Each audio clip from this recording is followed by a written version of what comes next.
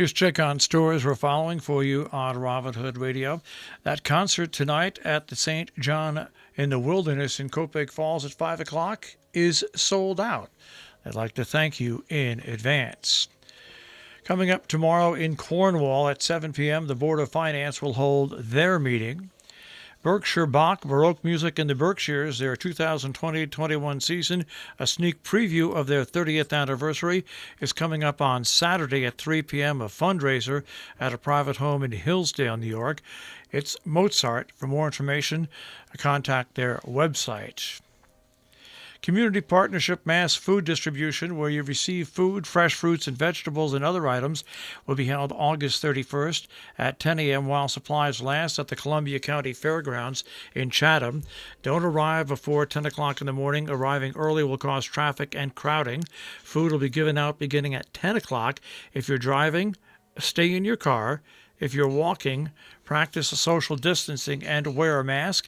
Adhering to those instructions will allow them to distribute food in a quick and timely fashion. It's part of the Catholic Charities Mobile Outreach Vehicle Extension Program.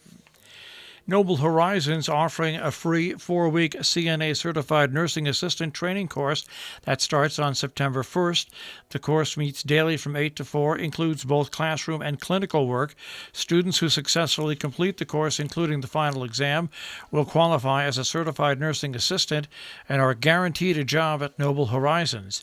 Anybody interested can contact Noble's Director of Nursing, Molly Tanner, at 860-435-9851, extension 128.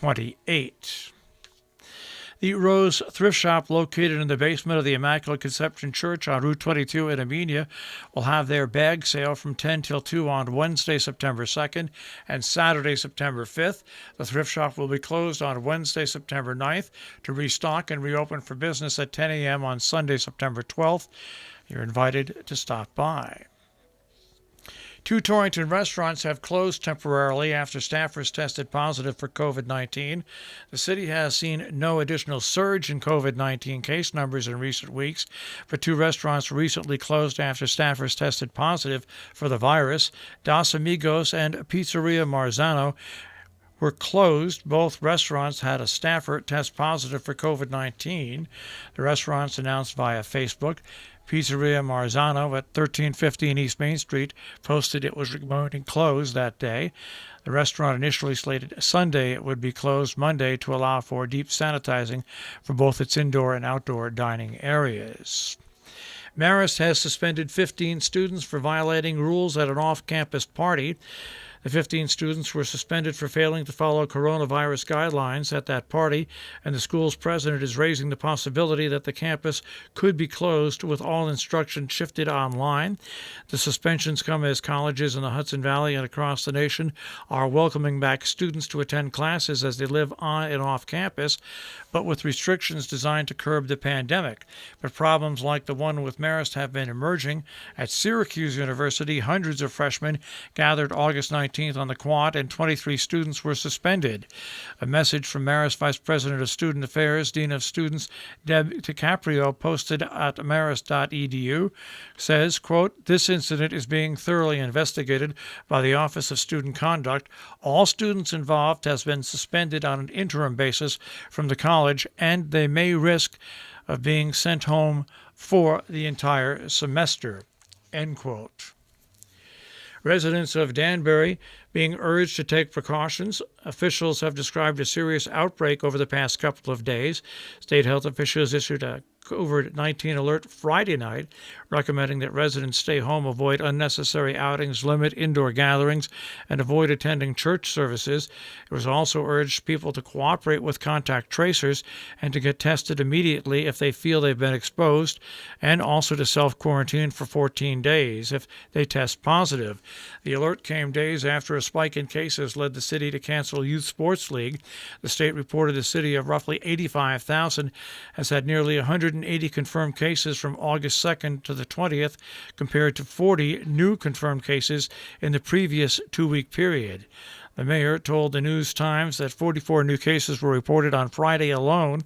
A spike in the coronavirus cases in Danbury has prompted Western Connecticut State University to temporarily move all classes online and bar students from returning to residence halls for at least 2 weeks.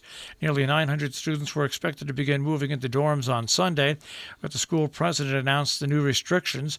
About 60 students who moved in early are being told to stay on campus for the next 2 weeks, and commuting students must stay off campus. The 11th annual Out Hudson Pride Parade and Festival, which had been scheduled for September 26th, has been canceled. It's the first time in 10 years that Out Hudson director Rich Volo, also known as Trixie Starr, had to cancel a Pride event in Hudson. The Out of This World-themed event cannot safely move forward, organizers said in a statement. It was the most sound decision based on what we know as a public health professional, said Out Hudson director Charles Ferrucci, who also works as a program manager at the New York State Health Department.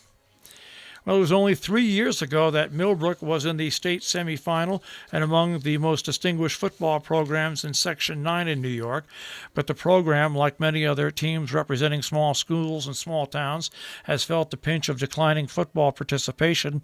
MILLBROOK held on for as long as they could, perhaps even longer than they should have, clinging to the hope that the Blazers could continue to compete as a traditional football team. Last year, it became obvious that wasn't possible, and the program joined the section's 8-man football league, a format structured to provide depth to teams that otherwise would be shorthanded. And depth is still a concern after a rash of injuries derailed what initially looked like a promising season last fall. It's why now MILLBROOK has merged its program with Weebatuck High School and expects to debut a combined football team if and when the season is played. Our business brief is underwritten by Morgan's at the Interlaken, interlakenin.com. You'll also find Morgan's on Facebook, and by Salisbury Bank, salisburybank.com. The Dow Jones Industrial Average was down over 60 points to 28,248.44 yesterday. The NASDAQ starts off today at 11,466.47, and the S&P 500 at 3443.62. We'll take a look at the tri-state forecast. That'll come your way in just a few moments.